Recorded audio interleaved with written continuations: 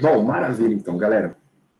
Hoje a gente inicia uma nova temporada aí na nossa série.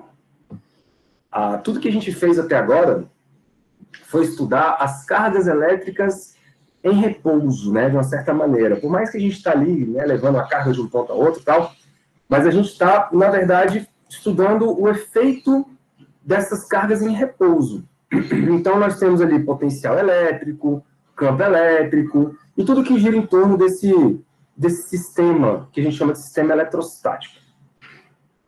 Tudo bem. Só que aí, o que acontece? A gente ainda continua chamando de eletrostática, mas agora nós vamos pensar num fluxo de cargas que estão andando. Isso aí é o que a gente pode começar a dizer de um início de uma eletrodinâmica. Tá? O fluxo de cargas em movimento, isso para nós, do ponto de vista macroscópico, forma um efeito que nós vamos chamar de corrente elétrica. E essa corrente elétrica, ela tem várias e várias consequências. A primeira delas, e mais óbvia, é aquecimento, né? Você pode esquentar as coisas através da passagem de elétrons. E o que nós vamos fazer a partir de hoje é isso. É estudar esses caras aí, esses portadores de carga em movimento dentro dos condutores. Tem que ser o condutor porque, se não for o condutor, os elétrons nem caminham, né? Não estão livres. Então, a gente precisa colocar esses caras para andar nos condutores. E, óbvio, para que eles andem, para que eles caminhem, a gente precisa que seja aplicada uma diferença de potencial entre dois pontos do condutor. Por quê? Porque vocês viram que se o condutor estiver lá em equilíbrio, ou seja, por exemplo, você tem ali uma esfera, né? Em equilíbrio, o potencial em qualquer ponto dessa esfera é kq sobre R. R é o raio da esfera. Então, o elétron que está aqui, por exemplo, ele não tem vontade de vir para cá direto. Por quê? Porque o potencial em todos os pontos é o mesmo. Né? Então, nós temos aí um sistema em equilíbrio eletrostático. Agora, se você aplicar uma diferença de potencial entre os pontos A e B do seu condutor, então você gera uma vontade de movimentação entre esses dois pontos, tá bom? Na bem da verdade, galera, todas as vezes que você tiver uma diferença de potencial, de qualquer grandeza, de qualquer natureza, você tem movimentação de coisas, tá? Por exemplo, se você pegar uma calha, tipo um cano cheio de água, gravitacionalmente falando agora, imagina um cano cheio de água, e você coloca esse cano cheio de água com as duas extremidades alinhadas em relação ao chão. Isso quer dizer que o potencial gravitacional das duas extremidades é o mesmo. A diferença de potencial é zero. Ou seja, não tem por que a água escoar de um ponto até o outro. Né? Agora, se você dá uma diferença de altura entre os dois pontos, o que você fez? Diferença de potencial gravitacional. E se você deu uma diferença de potencial gravitacional, vai haver naturalmente movimentação de alguma coisa. Nesse caso, quem se movimenta vai ser a água, mas são movimentação de massas que vão acontecer. Beleza? Porque você dá uma diferença de potencial gravitacional. Então, se você dá uma diferença de potencial elétrico, é o mesmo princípio. Você vai ter movimentação de coisas. Quem são essas coisas? Cargas elétricas. Existe um outro potencial, existem outros, né? Mas, por exemplo, você pode falar em potencial químico, né? Vocês vão ver isso lá na termodinâmica. Quando você der uma diferença de potencial químico, você pode também fazer uma movimentação ali do número de partículas, né? Do número de mols, enfim. Tem movimentação de coisas, então tem diferença de potencial associada a dois pontos ou duas regiões. Tá bom? Essa é a brincadeira a partir de hoje. Então, vamos começar a definir o que seria essa movimentação aí de cargas, né, que eu vou dar o nome de corrente elétrica. Então, vamos começar numerando aqui, ó. Primeiro carinha de hoje.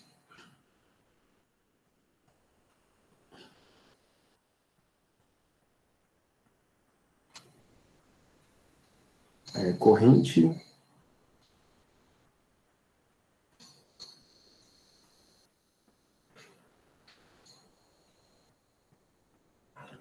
o que é isso? Galera, corrente elétrica tem que ser, para você conseguir chamar isso de corrente elétrica, você precisa de um fluxo ordenado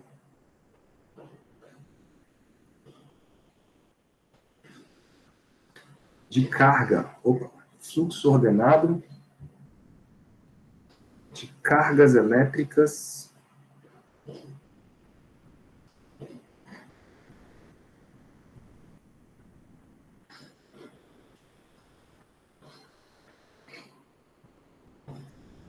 em virtude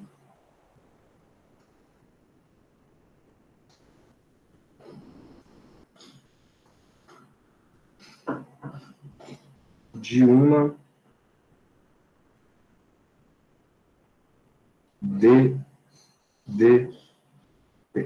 Então, por exemplo, se você tiver uma barra de metal e eu falar para você que não tem corrente elétrica nela, ou seja, uma intensidade de corrente igual a zero, isso quer dizer, então, que as cargas elétricas estão em repouso nessa barra? O que vocês acham? Se eu falo que a corrente é zero numa barra de metal, quer dizer que os elétrons estão parados? Acho que sim. Sim. E aí, Tilinha? Dona Emily? Eu acho que Eu acho que eles estão em equilíbrio, só que como tem nenhuma força botando eles para se mexer, eles devem só estar parados. Certo? eu acho que os elétrons nunca ficam parados, né? Mas Show. Eles nunca ficam parados. Porque lembram lá da física térmica? Se tem temperatura, tem agitação, né? Então, não existe nada parado no universo. Não existe. Então, se eu falo para você que a corrente elétrica é zero, isso só quer dizer uma coisa. O movimento dos portadores de carga lá dentro é um movimento aleatório. É um movimento desordenado, é um movimento caótico. É um movimento, na verdade não é caótico porque é vibratório, né? Mas é um movimento que não me dá um fluxo de cargas numa mesma direção.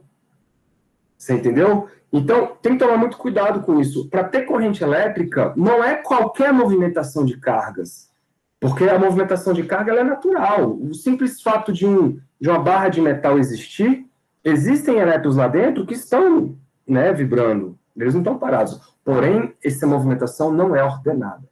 Beleza? Quando essa movimentação passa a ser ordenada, aí nós chamamos isso de corrente elétrica. Então, deixa eu fazer uma espécie de um desenho aqui.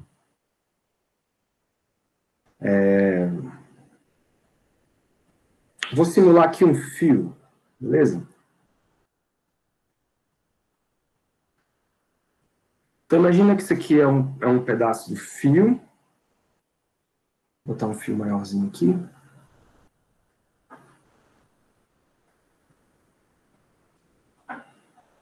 E esse fio, galera, ele está cheio de elétrons. Então, eu vou povoar esse carinha aí de elétrons. Meus elétrons são rosinhos. Ó. Pá.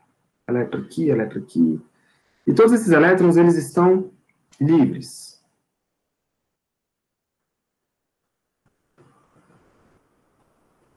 Seus cabelos ainda estão rosa, Renato? sim. Show. Então, esses aí são os elétrons. O que acontece? Para colocar esses elétrons em movimento, eu preciso de uma força elétrica que empurre eles, né?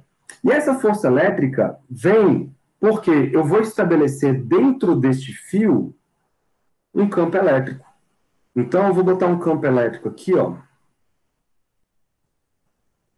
dentro do fio. Esse campo elétrico ele só surge por conta de uma diferença de potencial. Eu vou botar ele para o lado contrário, porque lembrem que os elétrons são negativos. Então, eles vão correr, né, para o lado oposto ao campo elétrico. Deixa eu botar esse campo elétrico mais clarinho, que eu acho que fica mais legal. Pronto.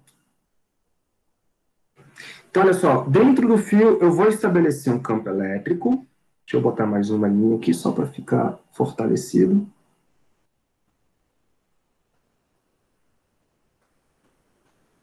Então, esse cara aqui, ó, é o nosso campo elétrico.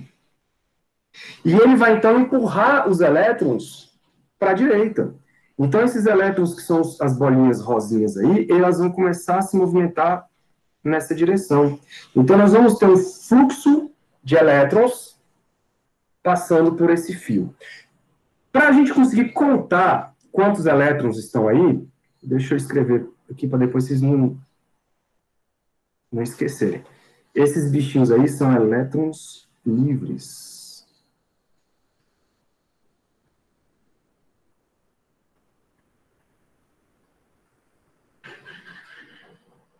Para a gente conseguir contar quantos elétrons vão passando por aí, eu vou adotar, dentro desse fio, uma seção transversal.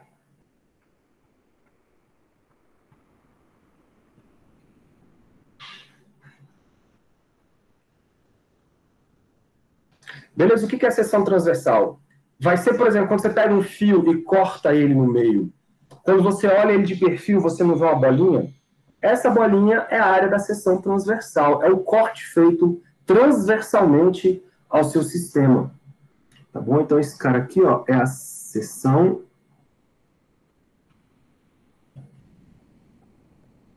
transversal.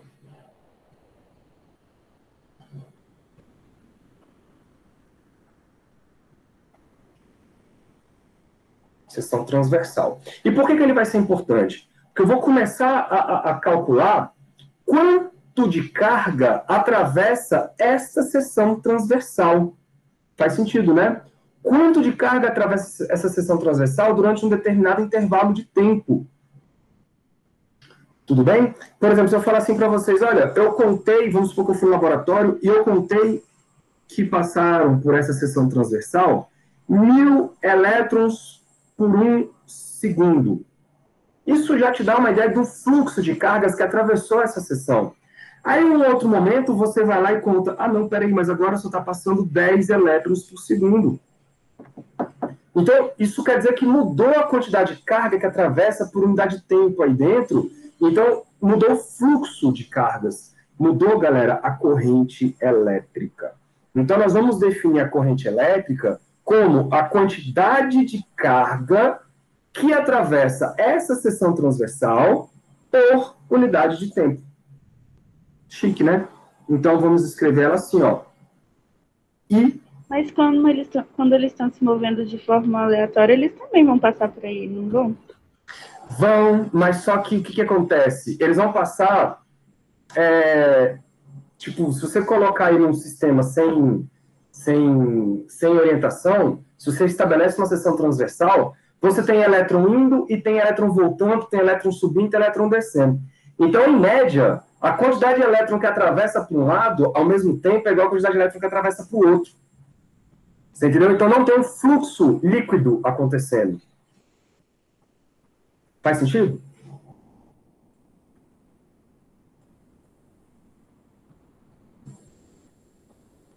Ou não?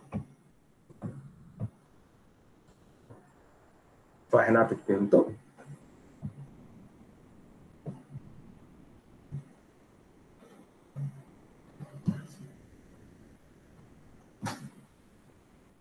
Tá trabalhando, né, Renata? Não fica te atrapalhando, não. Então, a ideia é essa.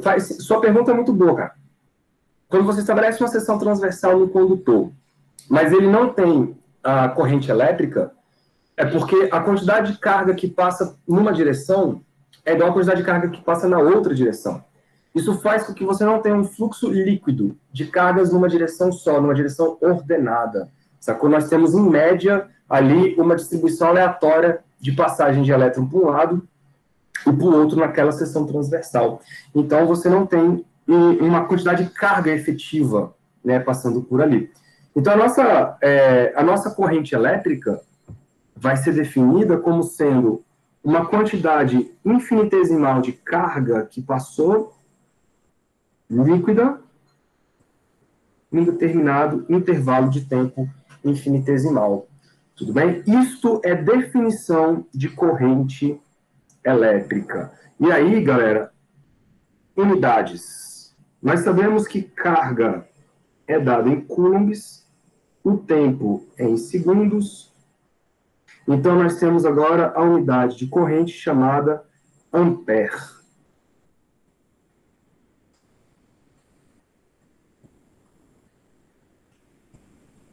Tá bom? Ou simplesmente azão. Tem um acento aqui contrário, né? Mas não é do nosso idioma, não.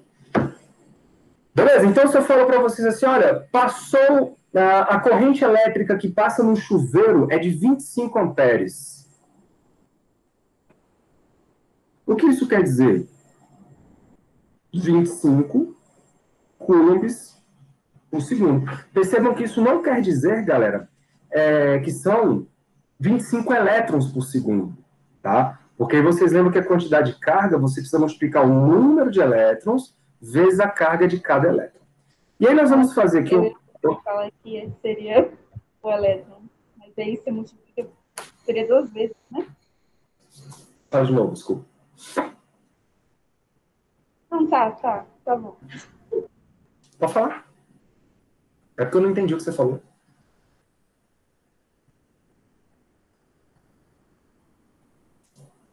Fala, jovem.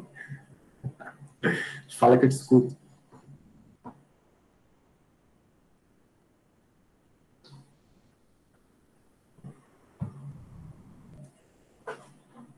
Então tá. Trabalhando e assistindo aula não é fácil, não, gente. É um lugar todo no peixe, né? Vai lá, vai acompanhando aí. Qualquer coisa, vai anotando aí suas dúvidas. Com isso, a gente vai definir, então, galera, o seguinte. Quem é o sentido da corrente?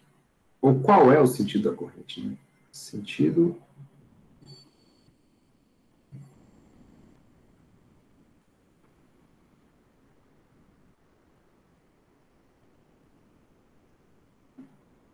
da corrente.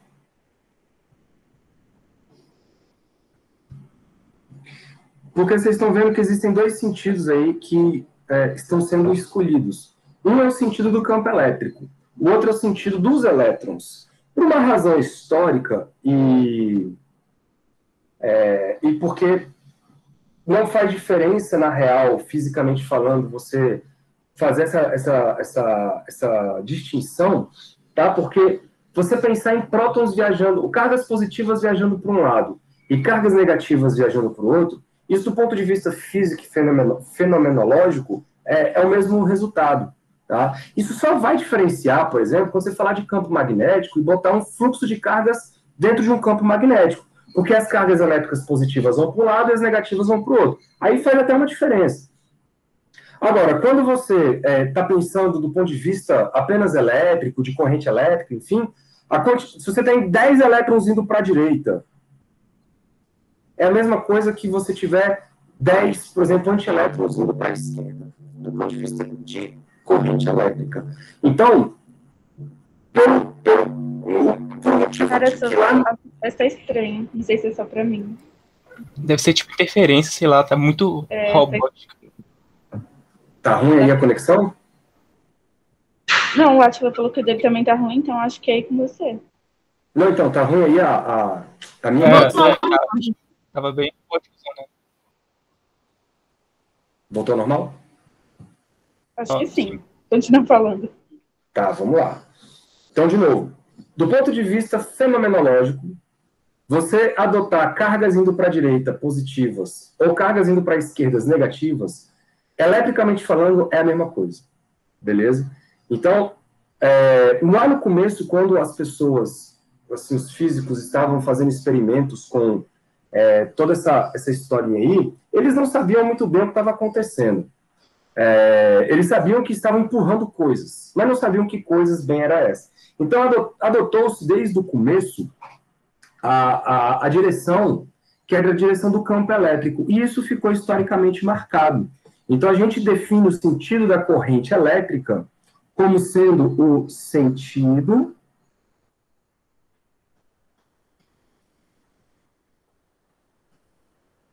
do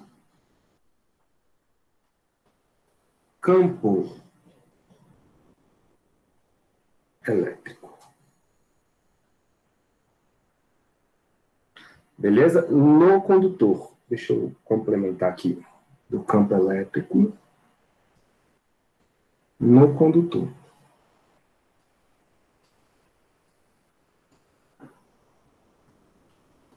Beleza? Então, por exemplo, se eu falo, ó, num fio tal, existe uma corrente elétrica entre os pontos A e B nessa direção.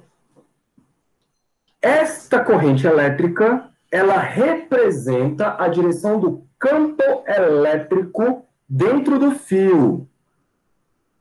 Fechou? Se você quiser saber para onde os elétrons estão indo, aí você tem que lembrar que o elétron, ele corre para o lado oposto ao campo elétrico. Tá bom? Então, essa é a convenção que nós vamos adotar. O sentido da corrente elétrica é o sentido do campo, e ele é contrário ao sentido de movimentação dos elétrons. Tá bom? Essa vai ser a nossa brincadeira. Agora, eu preciso definir, olhando para dentro do material, algumas coisas. Por quê? Porque eu preciso descobrir agora o seguinte, cara, como esses elétrons estão passando dentro do meu material?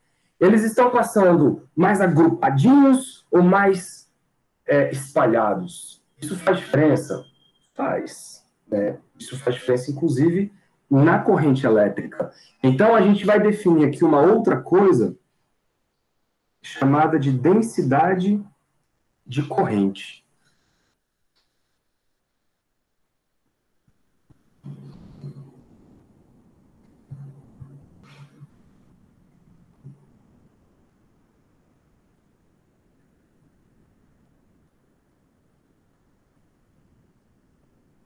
Então, a densidade de corrente, ela nada mais, nada menos representa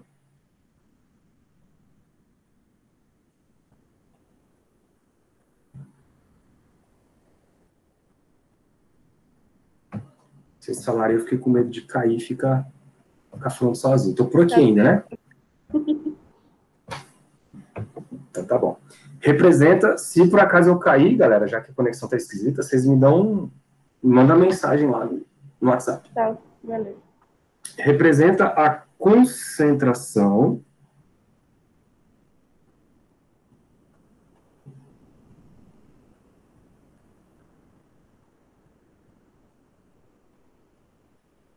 de cargas que atravessam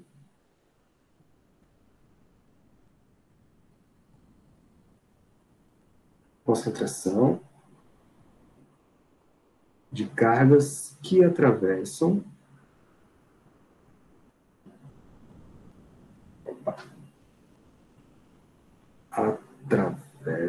a seção transversal.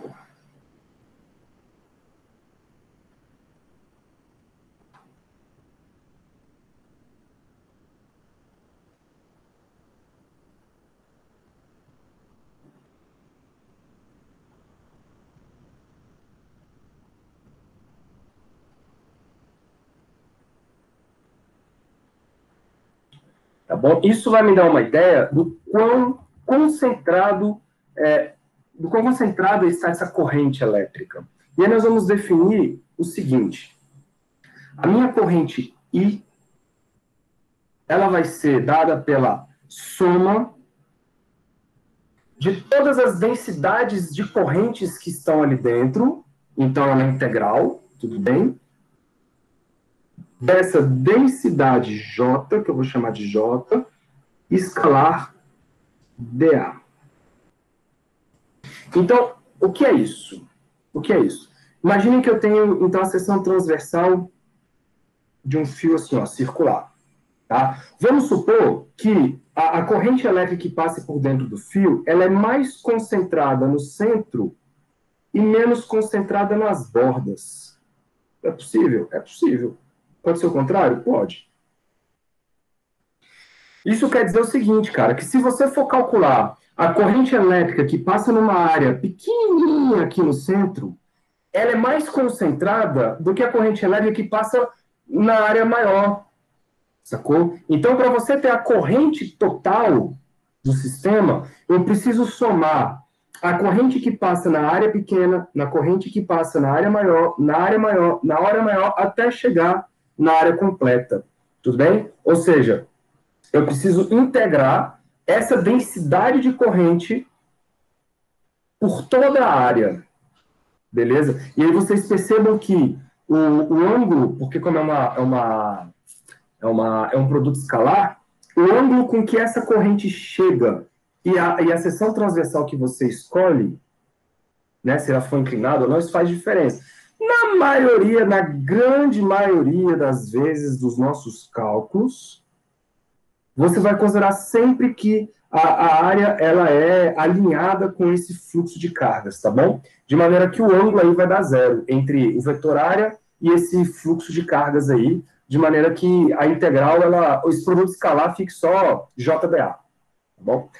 Aí, vamos supor que a quantidade de corrente, a densidade de corrente que passa no sistema é uniforme. Ou seja, tanto faz você escolher uma região mais da borda ou mais do centro, a corrente está bem distribuída, ela é distribuída de maneira uniforme, ela chega igual para todos os elementos de área dentro dessa seção transversal. Se isso for verdade, então olha só, se a densidade de corrente é o J, tá, galera? Se a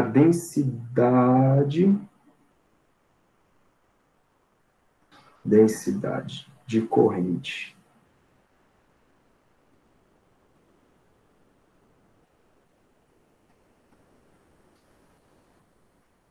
J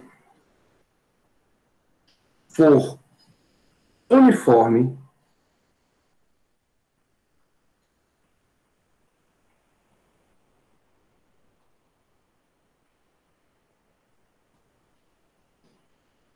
e paralela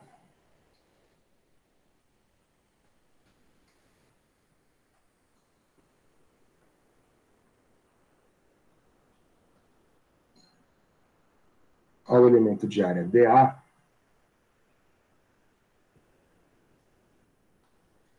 a gente vai poder escrever o seguinte. Deixa eu ir lá para cima, apagar esses rabiscos aqui.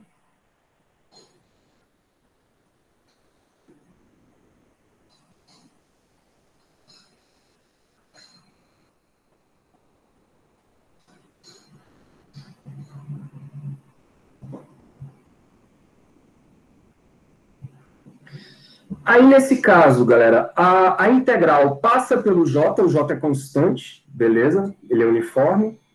E o produto escalar dele com dA vai dar apenas o JDA, porque o ângulo vai dar zero, já que a gente escolheu, né, o esquema paralelo. Então, o I, nesse caso, ele vai ser igual a J vezes A. Percebam que o I é uma grandeza escalar, e o J é a grandeza vetorial, ok? De maneira que o produto escalar J com A vai me dar o I. Fechou? Então, quem carrega a natureza vetorial aí é o J, que é a densidade de corrente, e a área, beleza? Que é aquele vetor normal que aponta aí para perpendicular à sua área. Né? E aí, se você isolar o J, você pode escrever que o J nada mais é do que I dividido por A. Chique, né? Qual seria a unidade disto?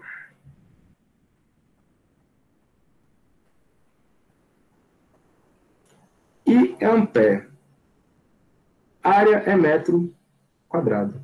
Então, você tem aí uma densidade corrente dado por ampere por metro quadrado.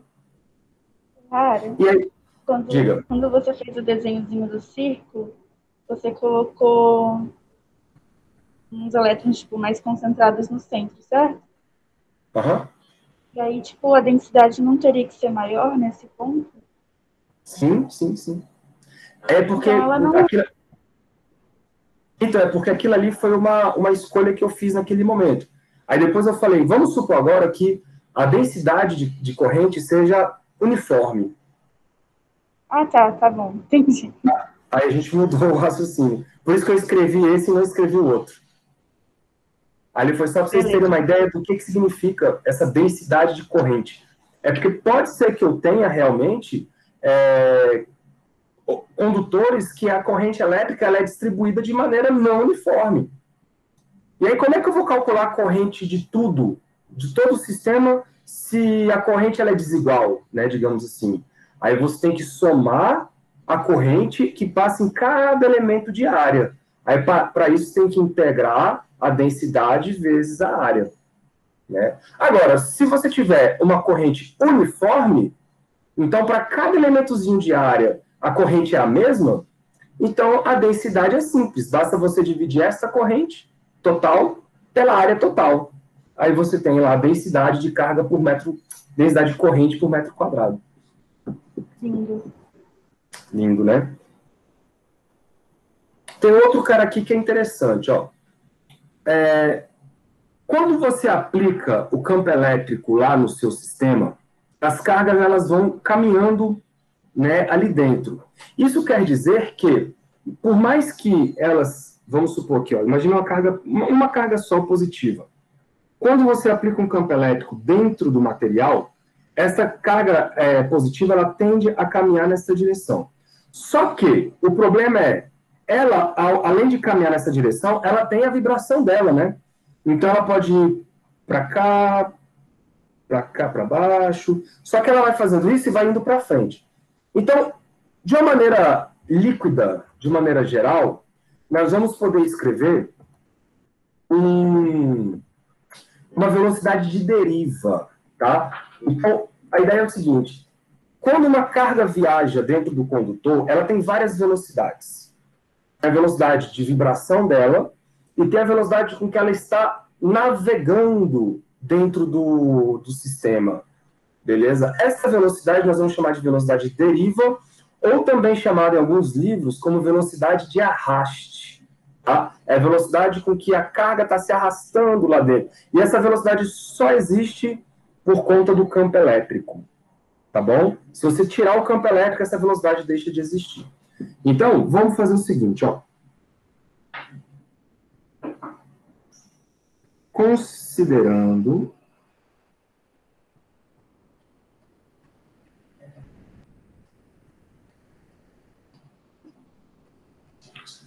que os portadores de carga, que os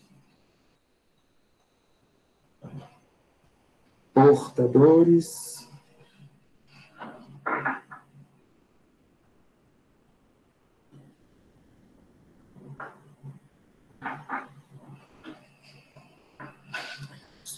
de carga movem-se com a velocidade deriva,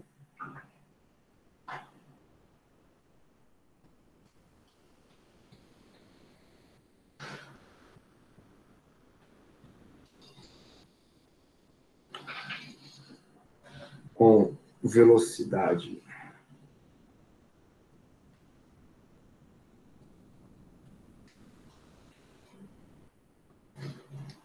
de deriva,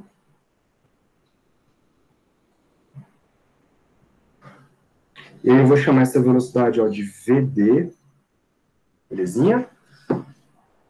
Em um pedaço do fio, em um pedaço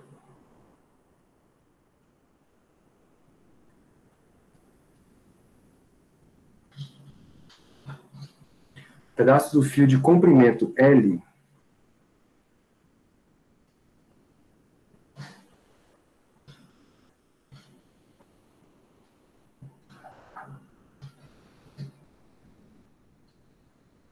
temos que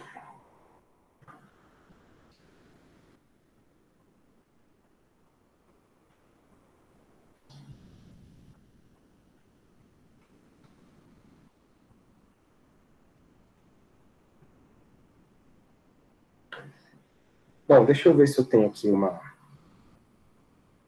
figurinha para representar isso que eu estou querendo.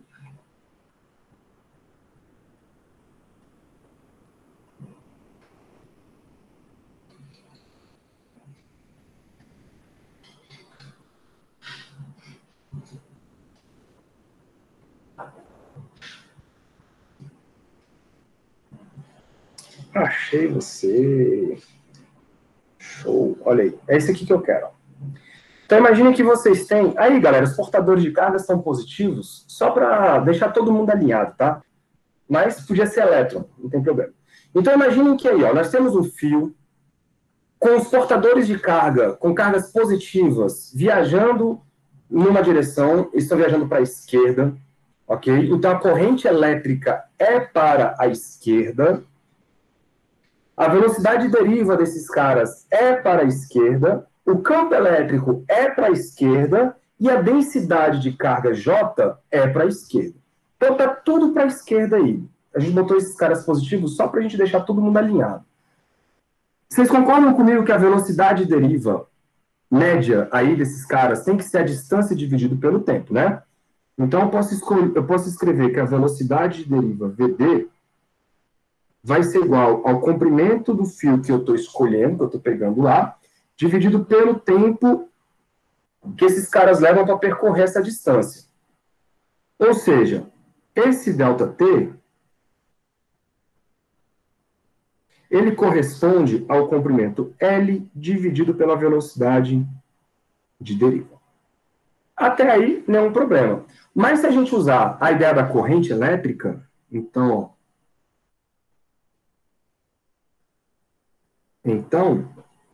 como I é igual à quantidade de carga que atravessou, né, esta região aí, que agora não é mais uma derivada. Então, a quantidade de carga que atravessou isso aí durante um determinado tempo, ΔT, certo? Eu vou trocar, no lugar desse ΔT, eu vou colocar esse cara que a gente acabou de descobrir. Vou fazer com calma, né? Como I é igual a isso, então...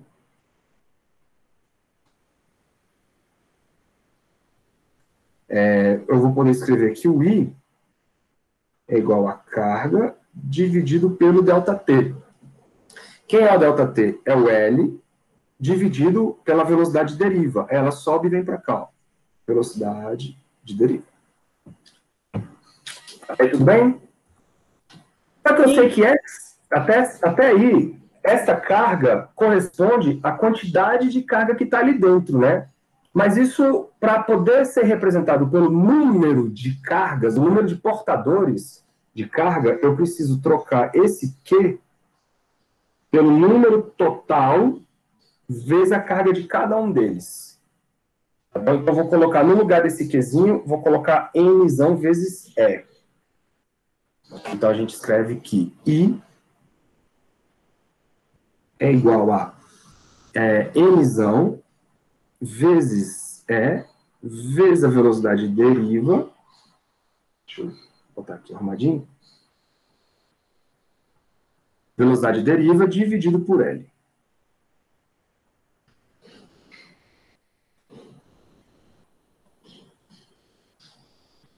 Pronto, eu vou até fazer o seguinte, eu vou deixar essa equação de vermelho, porque pode ser que vocês precisam dela para calcular alguma coisa em algum exercício. Então, eu vou marcar ela. Pronto. E o pontinho não marcou, não. Oxi.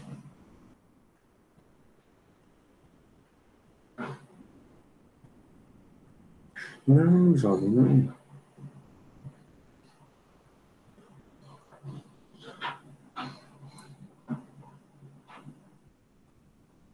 Pronto, marcou. Então, vamos lá. Quem são cada um desses bichinhos aí? O N corresponde ao número de portadores.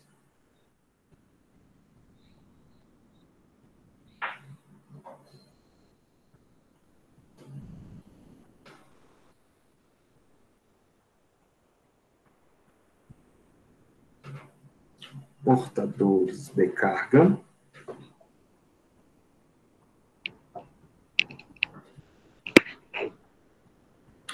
Beleza? E aí a gente pode escrever o seguinte, galera.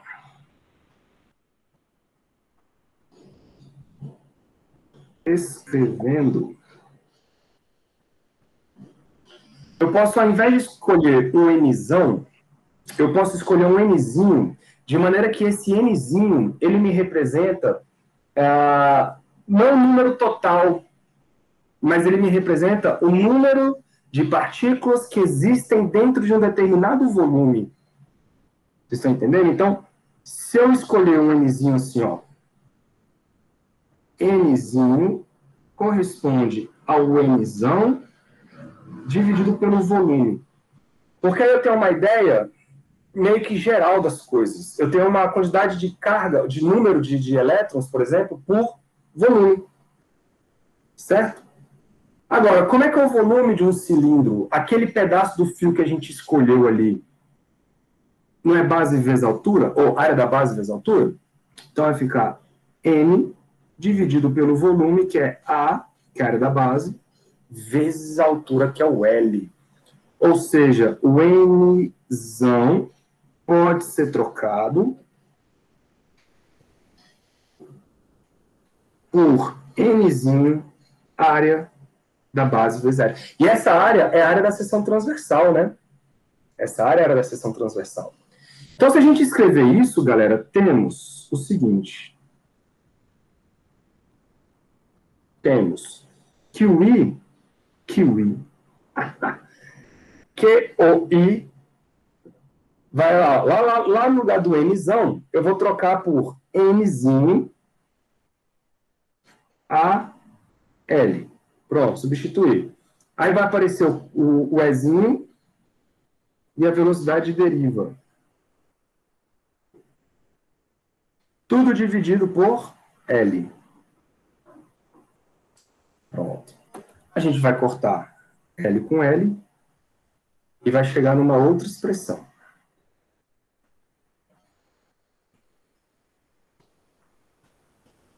O L não estava dividindo a velocidade de deriva embaixo.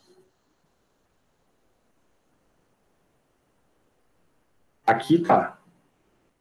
Lá no vermelhinho ali em cima, você fala? O I não era igual ao...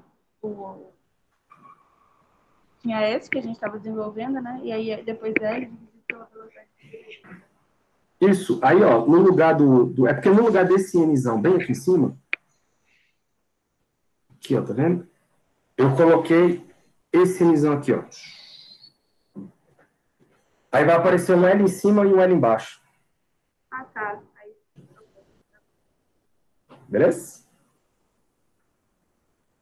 Então, eu posso escrever agora que o I é igual a Nzinho, área da seção transversal, vezes a carga elementar, vezes a velocidade de deriva, ou ainda, usando o fato de que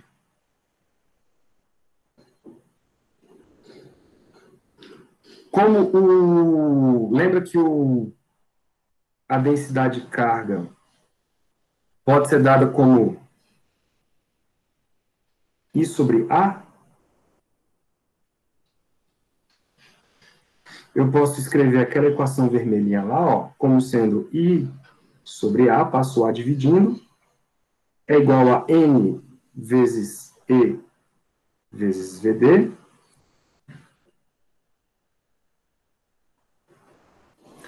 E aí a gente chega na expressão finale, que é o seguinte. O J, que é a densidade de carga, isso vai ser igual a N vezes E, ou seja, o número de portadores por unidade de volume, vezes E, vezes a velocidade de deriva. Essa equação, galera, é extremamente útil, tá? E aí vocês percebam que como a nossa densidade de carga depende da velocidade de deriva, o caráter vetorial vai aparecer nesses dois caras aí, ó. Então eu posso colocar um vetor aqui, e essa é a minha equação da densidade de cargas. Para onde estiver apontada a velocidade de deriva, é para onde está a minha densidade de corrente elétrica. Chique?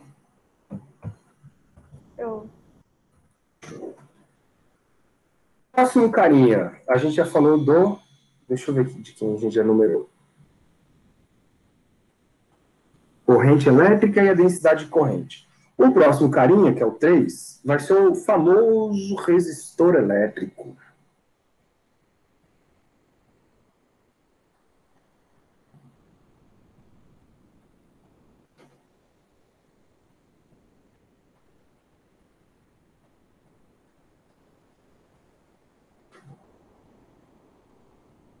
Resistor elétrico. O que é um resistor? Por que ele é chamado de resistor?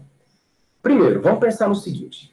Todo condutor, ele conduz elétrons. Por quê? Porque os elétrons estão livres, né, no seu condutor.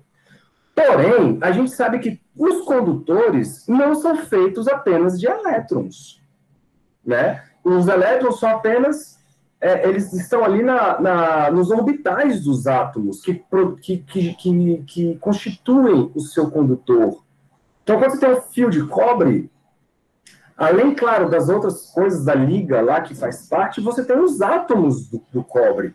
Daí, esses átomos, eles têm um núcleo atômico. Então, para cada átomo que tem dentro do fio, cara, tem um núcleo. E o núcleo, ele é gigante comparado ao elétron. Ele é uma bolona comparado ao elétron. Então, ele, porventura, vai ficar no meio do caminho do elétron. Nessa de ficar no meio do caminho do elétron, o que vai acontecer? Porrada, tiro e bomba.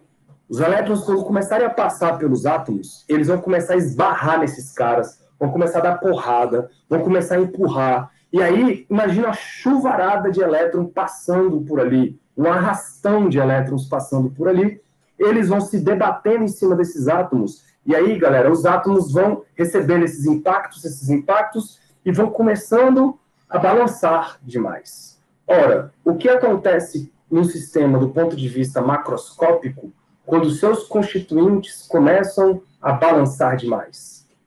Esquenta. Aquecimento. Então, olha que legal. O resistor elétrico, ele, por definição, ele vai ser, então, o cara que ele é um condutor, né? É bom frisar isso, porque tem gente que acha que um resistor elétrico ele é um isolante. Não é um isolante. Porque o isolante nem deixar passar a corrente ele deixa. Né? Então, um resistor ele é um condutor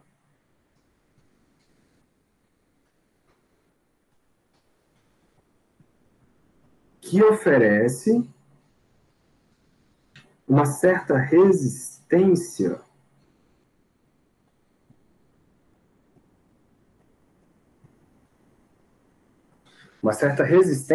à passagem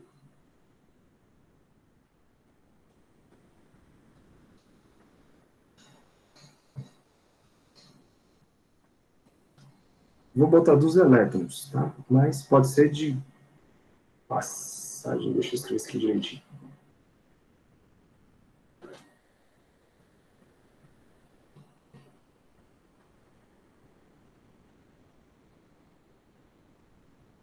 Passagem dos elétrons.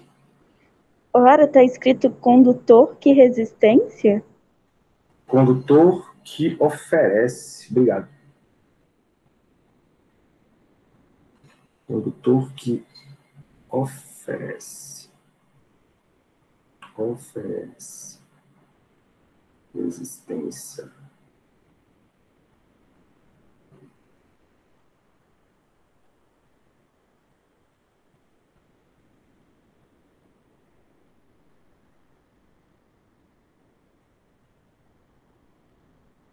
A passagem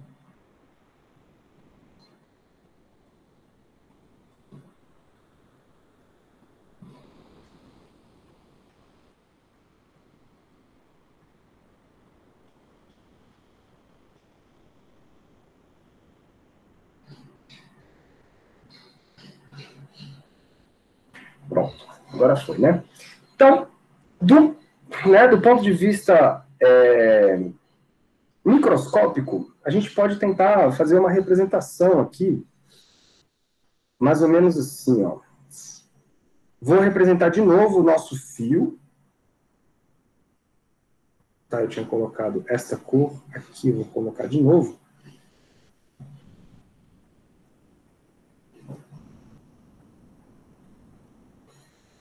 Então, aí está o nosso fio. Dentro desse fio, então, existem, além dos elétrons, que eu vou colocar de... os elétrons são os rosinhas, né? Mas existem, além dos elétrons, existem as bolonas, que correspondem aos núcleos atômicos.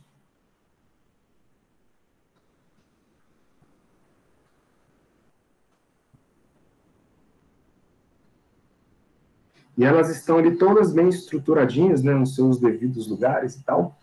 E aí vai vir um arrastão de elétrons aqui, ó, tentando passar no meio desses caras. E esses elétrons, quando eles tentarem passar no meio desses caras, eles vão se debatendo aí dentro, né? Imagina. Eles vão fazendo trajetórias cada vez mais caóticas, mas sempre sendo empurrados para o mesmo lado, né? E aí, esta resistência natural do condutor vai começar a produzir um aquecimento, e você pode usar esse aquecimento para outros fins.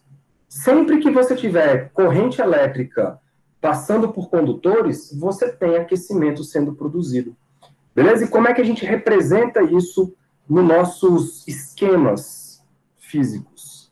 A gente coloca, então, 2 pontos, A e B.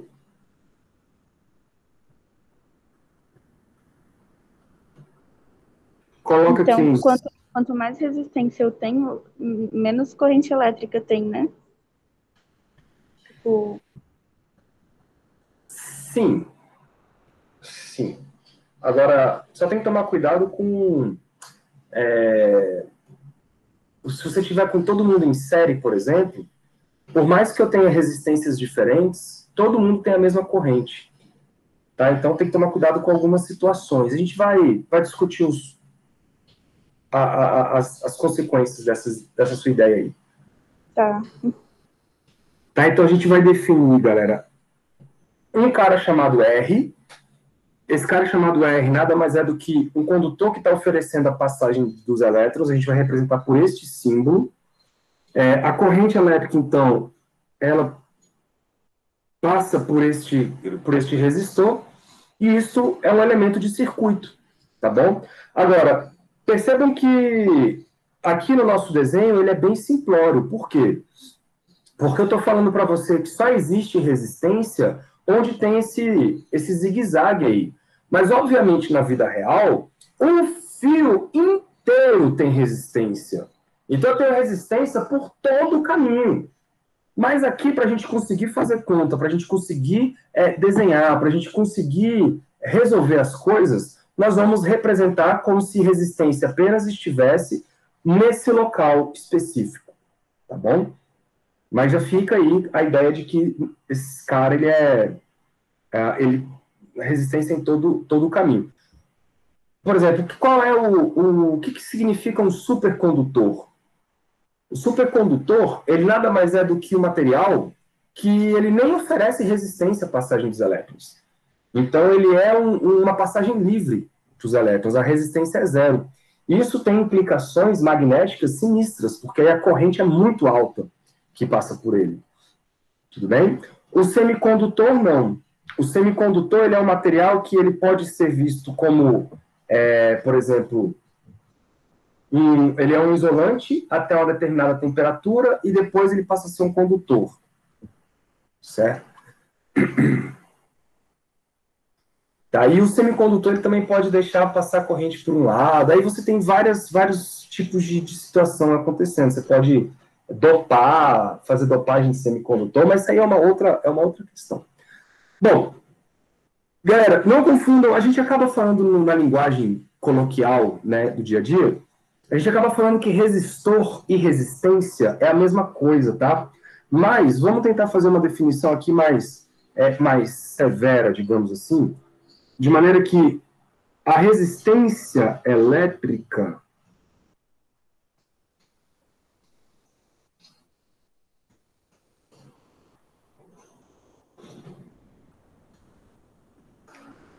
resistência elétrica.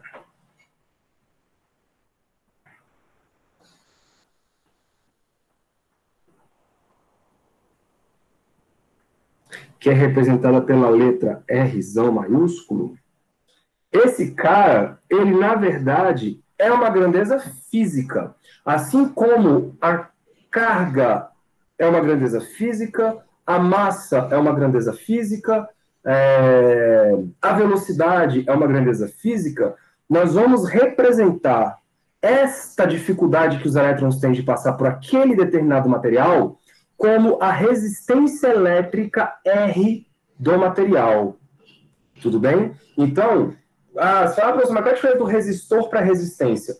O resistor, ele é o dispositivo. Então, por exemplo, o resistor elétrico é o fio de cobre. O resistor elétrico é o fusível que está ali instalado no seu sistema. A resistência, não, ela é um número dado com uma determinada unidade do sistema internacional, que é uma grandeza física, uma grandeza escalar, inclusive. Tá bom? Mas na vida real a gente acaba falando assim, considere uma resistência de tantos ohms, por exemplo. Né? Mas na verdade o que você está querendo dizer é considere um resistor de tantos ohms. Tá? Mas aí a resistência é a quantidade de ohms que está ali no seu sistema. Então a resistência elétrica, vamos definir ela. É uma grandeza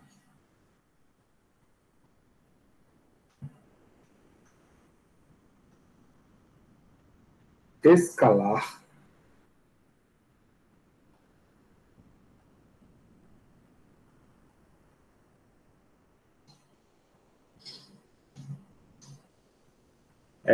que representa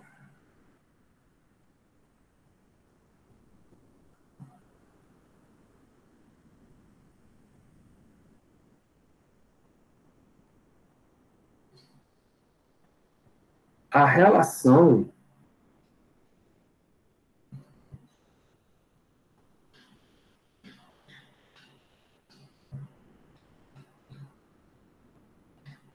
entre... E aí tem um pouco daquilo que você estava falando, tá, Renato? A DDP aplicada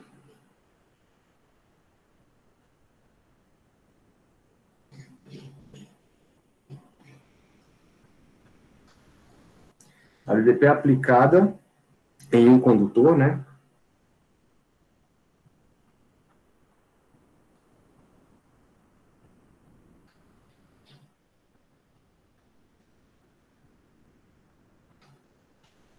Em um condutor, vou escrever aqui embaixo. E a corrente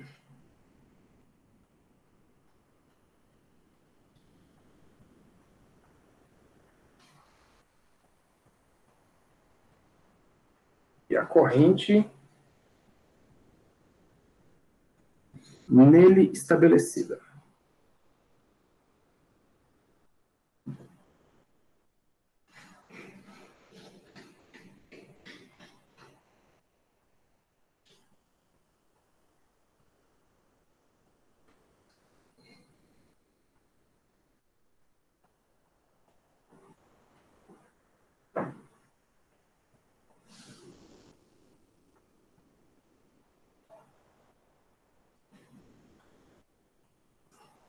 Como assim? Cara, a ideia é o seguinte. Você tem lá um condutor. E vamos supor que você aplicou uma diferença de potencial aqui, ó, nesses dois terminais, entre A e B. Vamos supor que você chegou lá e botou uma bateria de 12 volts. 12 volts. Aí você vai lá e passa uma corrente elétrica e mede essa corrente elétrica. Vamos supor que você registrou uma corrente de, sei lá, 2 amperes. Esse é o material 1. Aí você trocou o material e falou assim, olha, eu vou jogar a mesma bateria de 12 volts. E aí, quando eu medir a corrente nesse novo material, eu vou registrar uma corrente de 1 ampere. O que aconteceu? Você está dando a mesma energia para o sistema. Lembra que voltagem É a quantidade de joules por coulomb. Então, você está dando a mesma quantidade de energia para o sistema. Só que no sistema, você consegue fazer passar 2 coulombs a cada segundo por ele. No outro, você consegue fazer passar apenas 1 coulomb a cada segundo. Então, esses dois materiais, eles têm características diferentes com diz respeito à dificuldade que os elétrons têm de passar por ele. E essa dificuldade está associada a quem? A resistência elétrica. Então, a gente define a resistência elétrica exatamente dessa maneira. Nada mais é do que a relação entre a energia que você deu, ou seja, a DDP que você aplicou, e a corrente que você conseguiu estabelecer naquele circuito, naquele material, né? Então, nós vamos escrever que a nossa resistência elétrica vai ser a diferença de potencial que você deu dividido pela corrente elétrica. Ok? E isso tem uma unidade.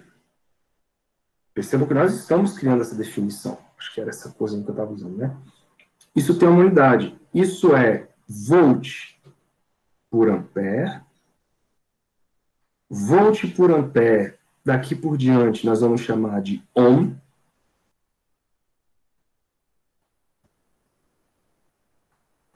E o símbolo disso vai ser a letra grega ômega maiúsculo.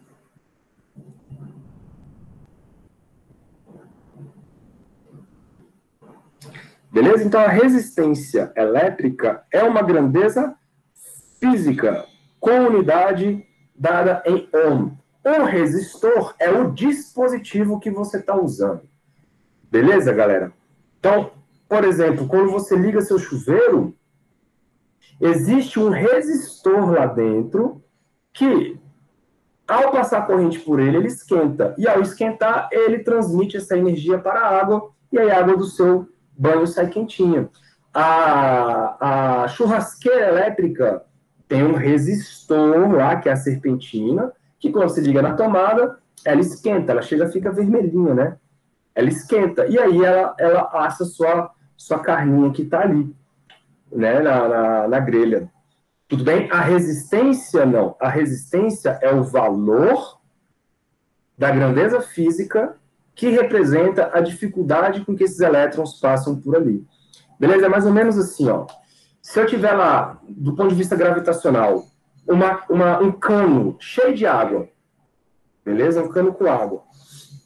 E eu faço escoar água quando eu dou uma diferença de potencial entre esses dois pontos do cano, e aí eu meço a quantidade de água que passa por segundo, eu vejo a resistência que esse cano tem. Se eu pego um cano grosso ou um cano fino, eu sei que a água que atravessa, né, em cada um desses canos, ela é diferente. A vazão de água é diferente por conta do diâmetro.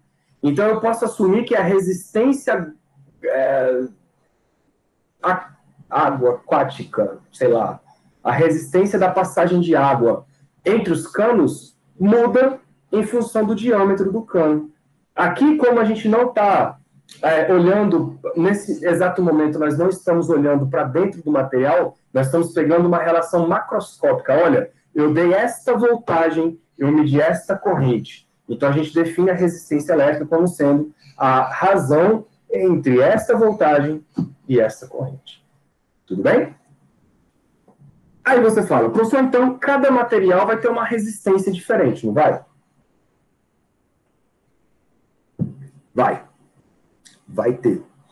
Só que aí, quando você está olhando para o material em si, aí você está pensando, na verdade, na resistividade. Então, vamos lá.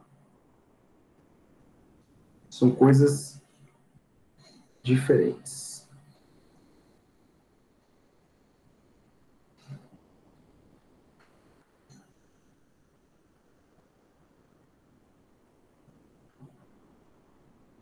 E a resistividade, galera, vai ter uma letra dada por Rho. Beleza? Eu botei verdinho em cima também, foi? Foi. Dada por Rho. E quem é essa resistividade, então? Essa resistividade é o seguinte, cara, ela depende do material que você está usando. Então, ela, na verdade, caracteriza o material. Se você estiver usando cobre, já tem um valor tabelado.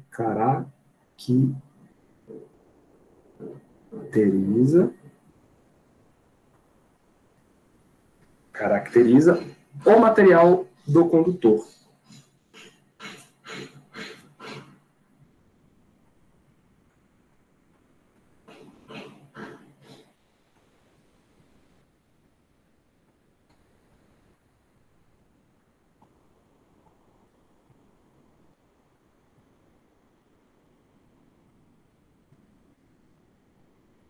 Ok?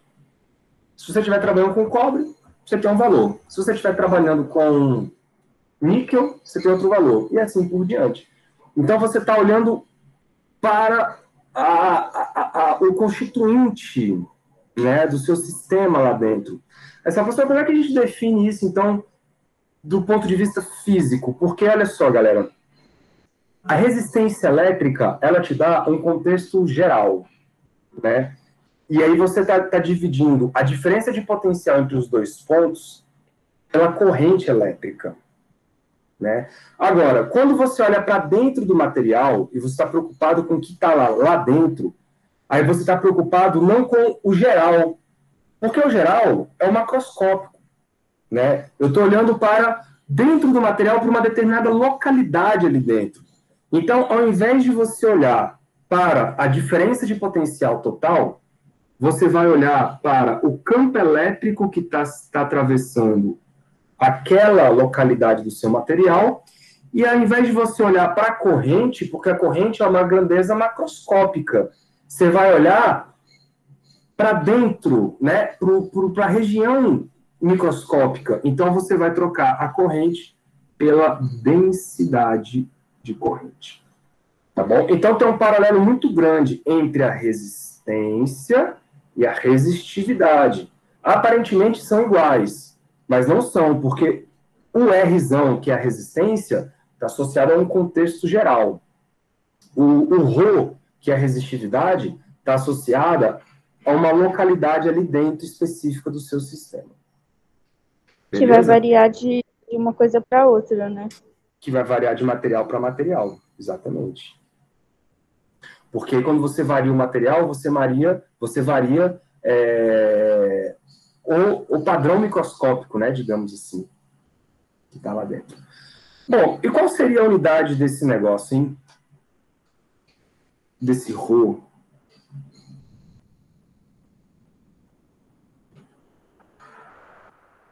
Eu sei que o campo elétrico tem unidade de volt por metro. Então, vou botar aqui, ó, volt por metro. Já a densidade de corrente é ampere por metro quadrado. Se a gente arrumar essa casinha aí,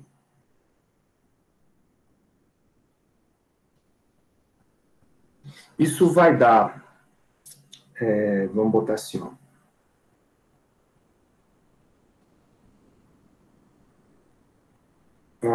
Eu vou subir o metro quadrado, né? Vai ficar metro quadrado por ampere, aí vai acabar cortando metro quadrado por metro, aí vai dar volt por ampere vezes metro.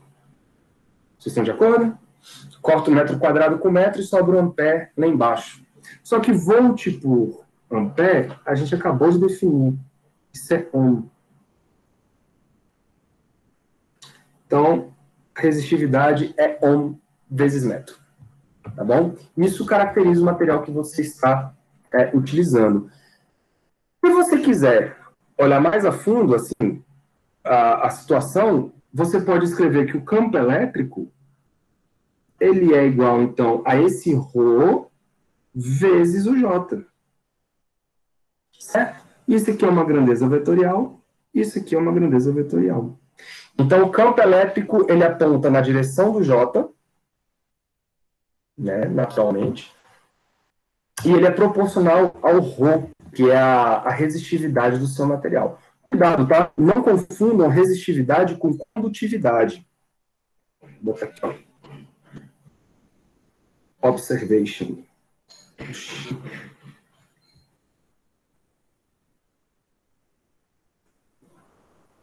Condutividade.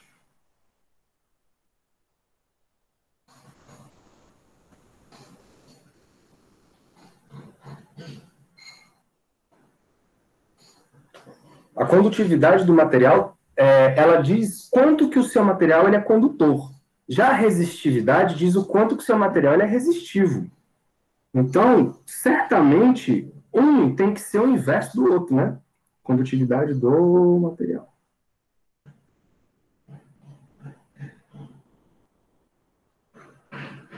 Certo? Então, um tem que ser o inverso do outro. Então, você poderia escrever uma letra para essa condutividade, ela é representada por sigma. Isso nada mais é do que 1 sobre a resistividade. Então, se a resistividade é muito grande, é porque a condutividade é baixa, né? E o vice-versa, porque um representa uma coisa e o outro representa outra coisa. Aí você pode falar assim, professor, mas então, qual é a relação entre como é que eu posso dizer? A relação entre a resistividade e a resistência do material. Né? Porque eu sei que o material é feito de, por exemplo, cobre. Beleza. A resistividade do cobre é essa. Tabelada. Mas se eu pego esse cobre e coloco ele, sei lá, no fio de 1 metro ou no fio de 50 centímetros, isso faz diferença para a resistência, não faz? Faz. Se eu coloco num fio de cobre mais grosso ou um fio de cobre mais fino, isso faz diferença, não faz? Faz. Então, a resistividade, ela muda de acordo com a geometria, a resistência, desculpa, ela muda de acordo com a geometria do seu sistema. E de um ponto de vista mais simples aqui, ó, vamos fazer o seguinte. Vou botar com essa letrinha. Deixa eu puxar essa.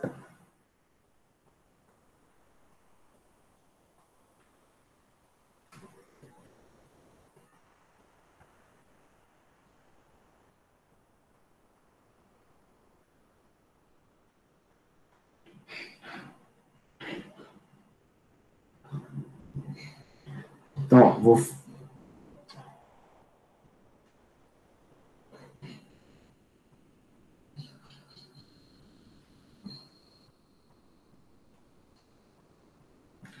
Relação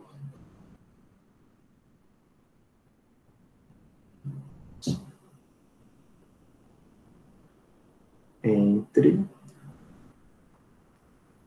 resistência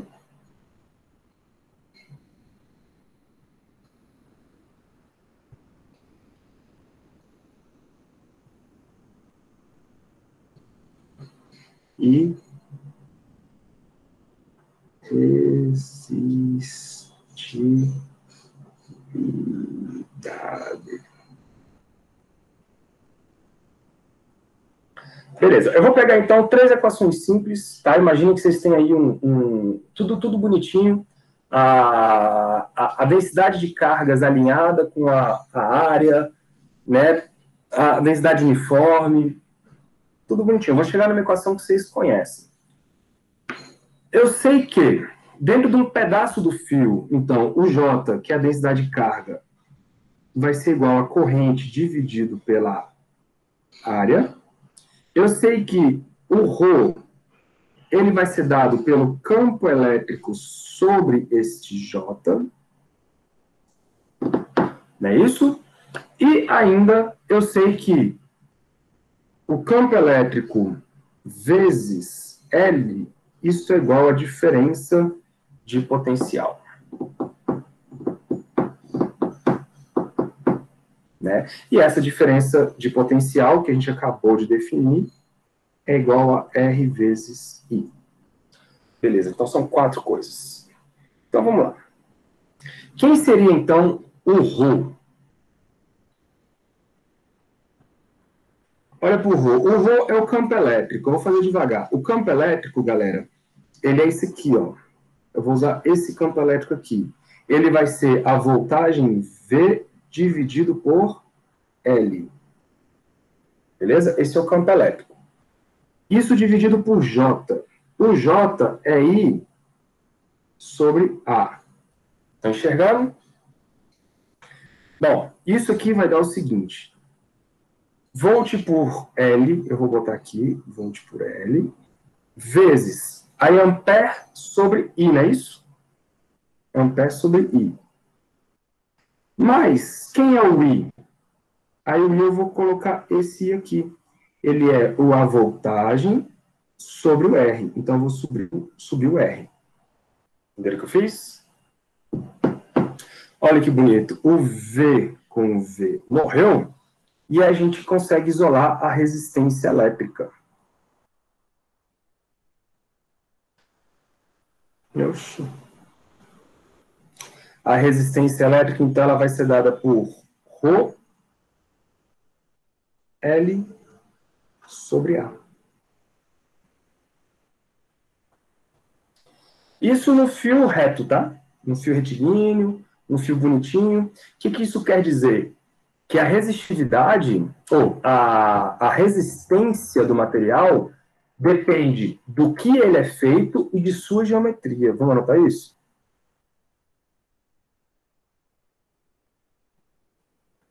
Ó, a resistência elétrica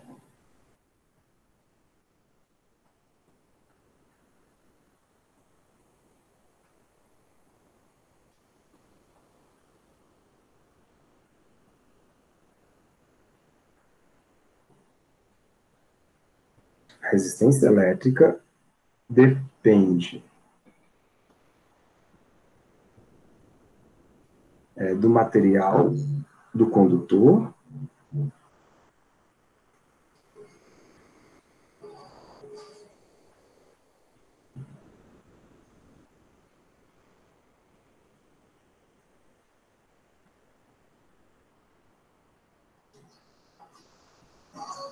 e de sua geometria.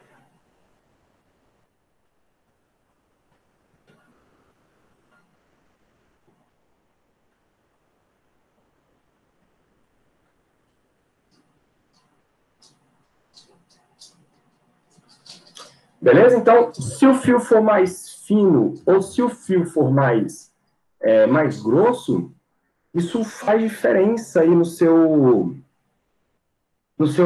material. Beleza? Deixa eu ver aqui o tanto de coisa que eu não tenho que falar para vocês.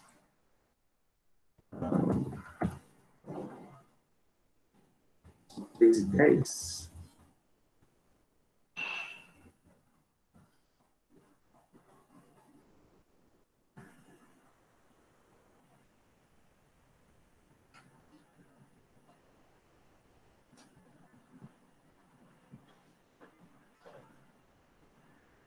Até mais um pouquinho, né? Até aí, tudo bem, senhores? Tá tudo tranquilo? Sim, sim. Sim, sim. Então, tá. Agora, olha só que coisa interessante. Se você colocar um fio, né? Por exemplo, um fio comprido, se você aumentar o tamanho dele, você vai ter uma resistência maior, certo? Agora, se você pegar esse mesmo fio e olhar para a bitola dele, ou seja, para a área da seção transversal, quanto mais grosso for o fio, menor é a resistência dele. Essa resistência, ela depende inversamente proporcional com a área. Né? Então, se a área for grande, a resistência é baixa. Por isso que, quando você vê instalação elétrica, isso faz uma diferença danada, cara. As instalações elétricas mais antigas, bem antigas, elas não tinham suporte para você poder, por exemplo, ter uma cafeteira elétrica, um ar-condicionado. Esses caras são caras que demandam muita corrente. Né? E aí, a fiação da residência ou prédio lá que você tá querendo colocar esses equipamentos, não é suficiente para suportar essa corrente, porque o tipo de fio que foi utilizado não foi projetado para esse tanto de corrente que está ali acontecendo. Isso é muito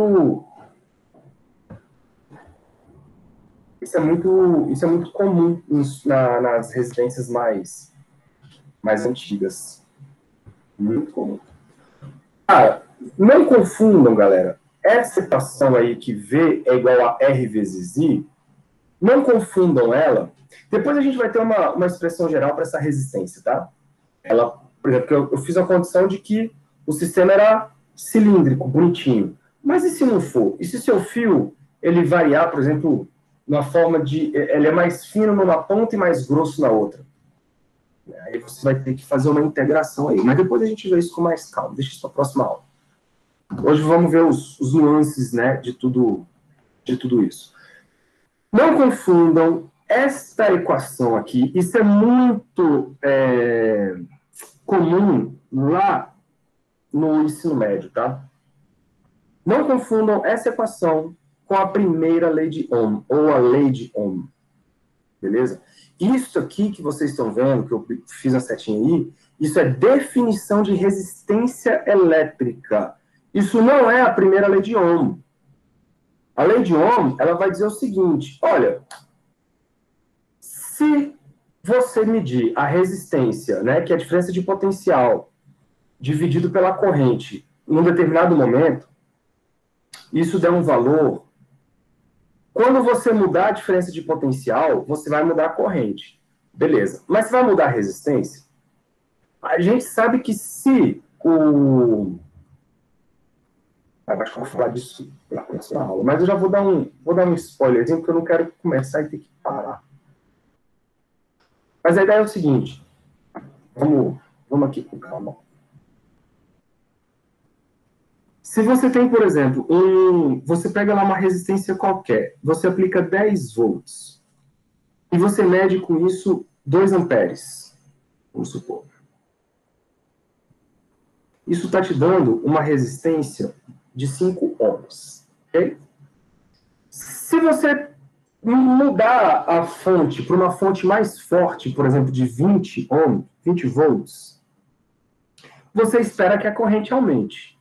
Mas e a resistência? Será que ela aumenta também? Ora, você sabe que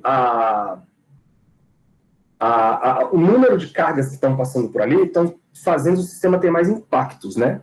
Isso pode acarretar mais aquecimento. Então, quanto mais aquece o sistema, vocês acham que a resistência vai aumentar ou vai diminuir? Se você pega um fio de cobre e você faz ele esquentar, vocês acham que ele vai ficar mais resistivo ou menos resistivo? Essa é a pergunta. Menos resistivo, porque vai chegar um limite que ele não vai conseguir suportar e vai queimar ou quebrar, alguma coisa assim do tipo. Não, mas aí se ele quebrar, ele não deixa passar mais corrente. Então ele ficou extremamente resistivo, porque a ideia da resistência é essa, resistir, né, à corrente elétrica.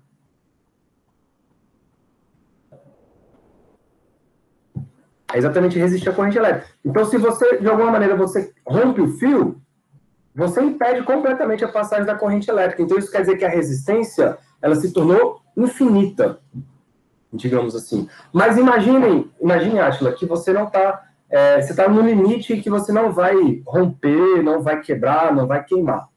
Você tem apenas a temperatura do seu fio crescendo. O que será que acontece com a resistência do material? Aumenta ou diminui? Aumenta, nesse caso, porque ele está resistindo. Calma. Isso. Não, aumenta, você está certinho. Aumenta. Mas por que aumenta? Porque ele está recebendo maior demanda de cargas energéticas, da energia. Mais ou menos, mas por que a resistência vai crescendo do ponto de vista microscópico? O que está acontecendo com os átomos lá dentro? Por que está ficando mais difícil dos elétrons passarem? Você está tendo tá tendo muita agitação dos átomos. É isso. Porque pensa você, velho. Você é um ser que vai tentar passar no meio de uma confusão de átomos, né, vibrando e tal. Tu acha que é mais fácil passar quando essa confusão de átomo lá na sua frente estiver vibrando mais de boa ou quando estiver vibrando muito mais intensamente? Com certeza, à medida que a temperatura aumenta, fica mais difícil para os elétrons passarem, né? Com certeza. Isso quer dizer que a resistividade do material, ela depende da temperatura. Beleza? Então, por mais que o material seja o mesmo, à medida que esse material vai aumentando, né, de temperatura, ele vai se tornando mais resistivo também. Então, vou botar aqui uma observação. Ó.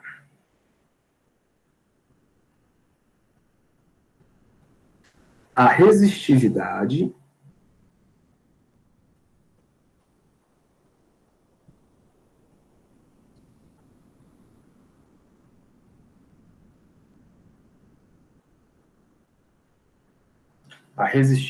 de um material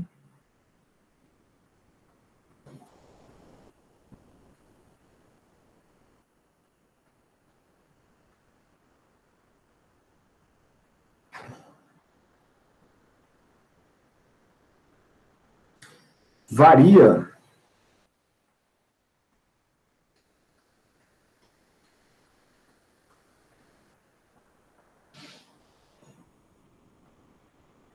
com a temperatura.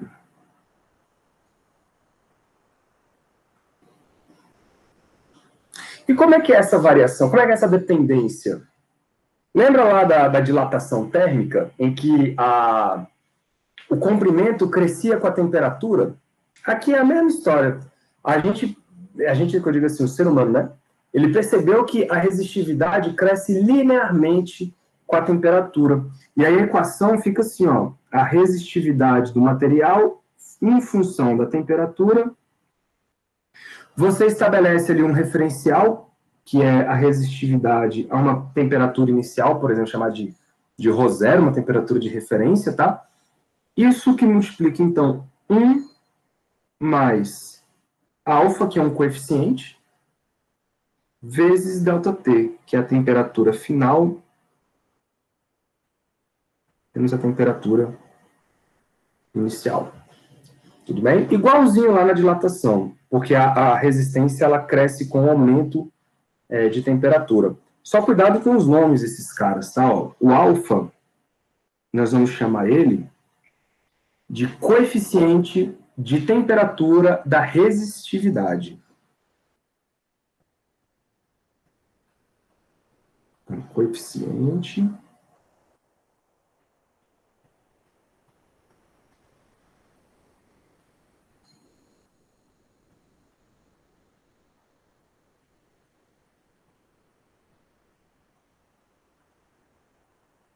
de temperatura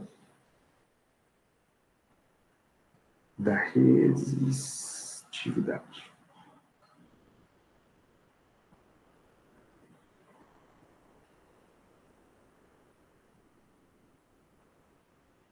Da resistividade. Quem seria esse T0?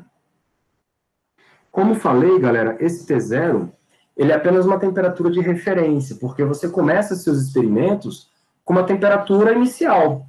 E aí você vai esquentando a partir dessa temperatura e vai tomando medidas. Beleza? E aí você tem aí um intervalo de temperatura a partir do ponto de partida que você estabeleceu ali. E naquele momento que você estabeleceu a temperatura inicial, você tinha uma resistividade inicial. Essa resistividade inicial é o ρ0, tá bom? E a temperatura inicial é a que a gente vai chamar de temperatura de referência.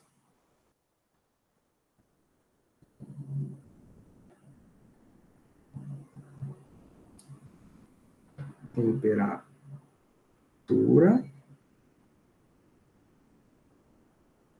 de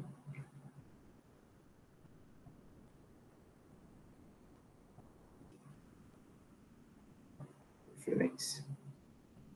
Show de bola. E o ρ0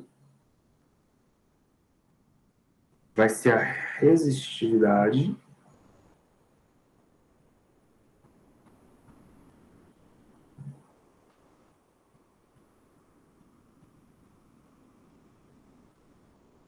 a temperatura inicial.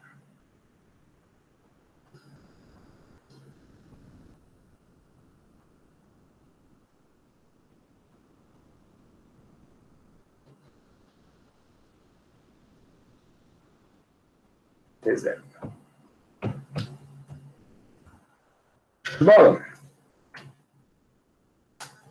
Bonitinho isso aí, né? Legal, lembra muito a história do dilatação térmica mesmo, né? Tipo, coeficiente. Então, esse coeficiente ele, tipo, vai variar de material para material, né? Que nem no caso do... E aí são valores fixos, né? Então, esse é que é o problema. Se você estiver trabalhando com um ambiente muito quente, esse coeficiente pode ser diferente se você estiver trabalhando com o mesmo material, mas num ambiente mais frio. Então, esse aqui é tudo muito experimental, por isso que não existe uma tabela para esse coeficiente de temperatura. Entendi. A gente pode pegar uma média e fazer a conta. Mas isso não é uma regra. Assim. Beleza. Eu não quero começar outra coisa, porque eu não quero parar no meio do caminho, e já são 3h30. Acho que tá bom, né? Vocês ainda têm a primeira avaliação para fazer aí? Segunda. A segunda, a primeira eu que tenho para corrigir. Não, então fechou. Galera, então olha só. Legião, né? Vou falar da lei de Ohm na aula que vem, e eu não quero que vocês confundam, por isso que eu não quero misturar. Eu não quero que vocês confundam a lei de Ohm com essa equação de que V é igual a RI. V é igual a RI é uma definição do resistor, da resistência elétrica.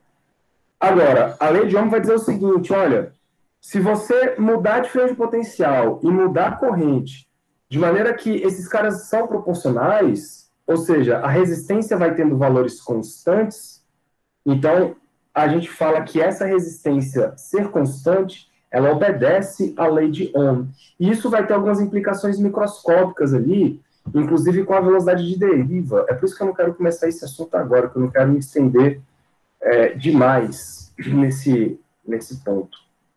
Isso vai ter uma relação com o tempo de colisão entre as moléculas ali, entre os elétrons com os átomos. Mas aí a gente vê isso na próxima aula com a cabeça mais fresquinha. Tudo bem, galera? Dúvidas? Tudo certo. Tudo certo, né? Não, por hora não. Vamos parar a grafina.